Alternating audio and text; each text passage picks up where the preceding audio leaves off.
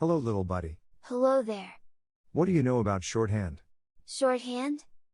If that's a disease that causes one's hands to be short, I think I might have shorthand. How do I get rid of it? Oh, don't worry, shorthand is not a disease. It's an abbreviated symbolic writing method that increases speed and brevity of writing. Sort of like, LOL for laugh out loud, or BRB for be right back, or WTF for what the... Okay. Not exactly what I was looking for, but yes, those are all forms of shorthand.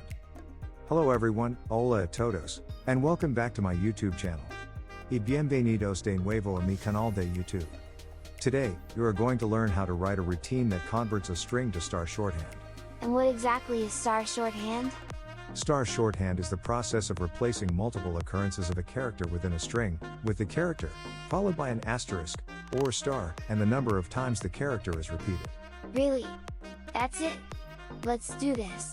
Before we get started, if you're new to this channel, or if you're a regular viewer of our videos but you've not yet subscribed, stop. Don't stop watching our awesome videos. Stop watching our awesome videos without being a subscriber.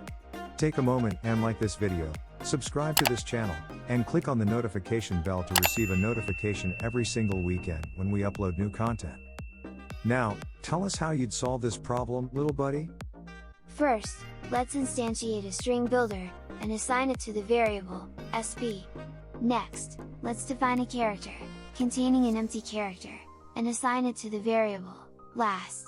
Next, let's define a loop that traverses each character in the incoming string, assigning it to the character variable, c. Next, if the character is different from the one immediately before it, we call the helper method, repeat count, passing it the characters starting at the index position of the iteration counter, along with this character, and assign the result to the primitive integer, repeats. Inside the repeat count method, we initialize a primitive integer variable, named count, to 1. Next, we traverse through each character in the incoming string, and determine whether the character immediately adjacent to this one is the same. If it is, the count variable is incremented by 1. Otherwise, if the count variable is greater than 1, the loop is broken and the value of count is returned to the caller. Back inside the calling method, if the call to the helper method, repeat count, returns a value greater than 1, the character is appended to the string builder variable, along with an asterisk, or star, and the number of times the character was repeated, represented by the variable, repeats. Otherwise, the character is appended to the string builder variable, unaltered. Next, the last character variable is assigned the value of c. Upon completion of the loop, our string builder is converted to a string, and returned to the caller. Can you give me a harder problem to solve next episode?